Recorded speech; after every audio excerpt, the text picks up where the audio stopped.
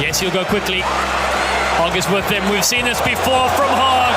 It's the drop goal!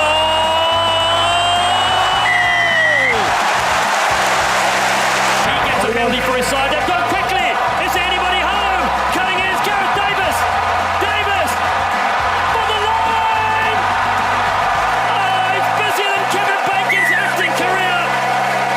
Trying to open a bit of space for Russell. Gets the flick ball superbly to Ritchie. Back inside, Laidlaw. Oh, Laidlaw bounces free. It's over. Laidlaw, more elusive than a Loch Ness monster. Game of throwing stuff from the replacement. Duck in a singer, steps one. Duck in a singer. Well, not all heroes wear capes. Reinach goes for a run around the fringes. Reinach puts a kick over for himself. Reinach! Oh, he's more dangerous than climate change. Reinach is in. They go to the left-hand side, and a dummy, they're over! Totoro Matsushima! He's so dangerous, Freddy Krueger has nightmares about him! Hello and welcome to episode 1 of Rugby Broadcasting. Thanks to the Texas Rugby Unit for hosting these virtual sessions. It's so wonderful to see creative ways of engaging various communities during this time, which is so important. My name is Dallen Stanford, and in this video, I'll be running through some of my experience in the world of broadcasting and how I became a rugby commentator. I know everyone in the rugby world, particularly here in the US, has a feeling of isolation, missing the connection from their rugby club, or even attending a match on the weekend or catching up with a group of friends. We're all heavily affected by this.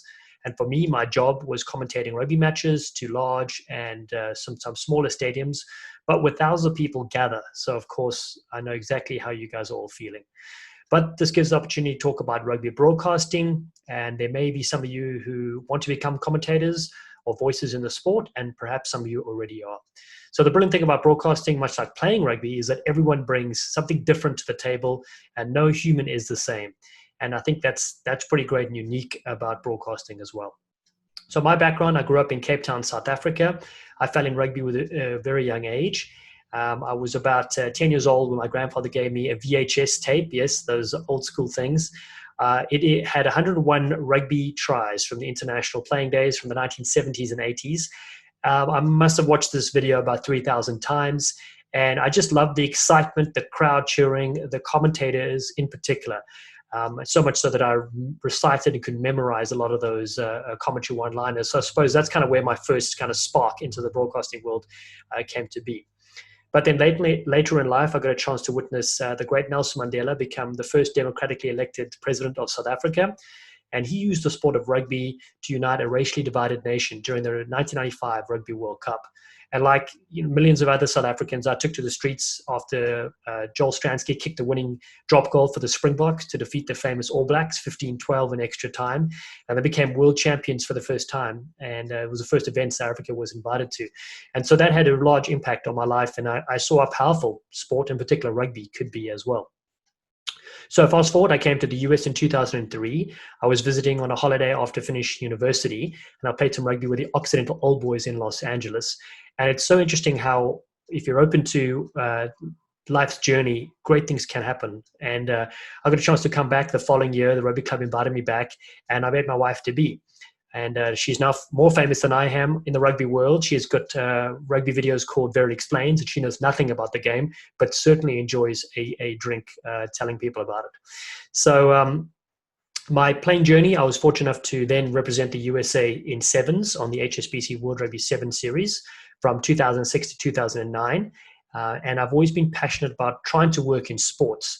And so I'd studied marketing and advertising, and I loved the idea of working in the media. And so my journey, shortly after I retired, I began getting involved in a bit of the social media side of things, but then also I became a media manager for USA Rugby at the 2011 Rugby World Cup in New Zealand with the men's side, and then the men's and women's teams at the 2013 Sevens World Cup in Russia.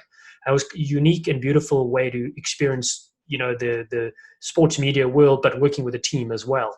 I really enjoyed interviewing the players and coaches, did some social media and some journalism, and honestly didn't know much about the broadcasting world back then. I saw some of the commentators do their thing, and it looked really cool and exciting. But to get into that, it's a very tricky path. But soon after that, in 2012, I got an opportunity to get into the industry through the city of Glendale, Colorado. They brought me on as a sideline commentator for a couple of games. And shortly thereafter, I moved to an analyst role and then into the lead commentator position. And that's kind of where I felt more comfortable and more at home. And the assets I possessed were passion, excitement, and humor. And I think each commentator brings their own life experience, and it's fascinating to have commentators who have been officials or team managers, and they just bring different insights and perspective, and that's fresh for the audience to listen to. So everybody's unique, and everybody can become a broadcaster, which is great. How to become a full-time broadcaster, that's a bit more complicated. And I'll probably say, because it is such a niche market, there's no training for it. There's no school you go to become a rugby commentator. So with that in mind, I knew just experience came from practicing, calling games. And you can practice at home, but that's not really the live, experience, and being, in uncomfortable positions where perhaps the camera goes off or the audio goes down or you don't have jersey numbers, you don't even know who's playing. Those kind of unique positions that you get thrown into when you volunteer to commentate, that's where you learn the most. And so I volunteered for many different rugby games. When USA Rugby had a big 3-day tournament, I'd volunteer my time and effort to get more experience and to get more comfortable behind the mic. I think that's all part of improving. Another part of improving is taking what people say on board as well. Some people have great points to improve on. Some people have criticism. But again, that's just everybody's own experience and what they like listening to. So don't always take that fully on board. I'll never forget Nigel Melville, the then CEO of USA Rugby, told me that he didn't enjoy my humor during the broadcast. I need to keep it serious. I need to keep it straight. And ironically, because of my humor and I think, some of the aspects I can bring to a game is why I got given, the Rugby World Cup in Japan last year. So don't always take advice you get given. Listen to it for sure, and then decide what sort of commentator you want to be.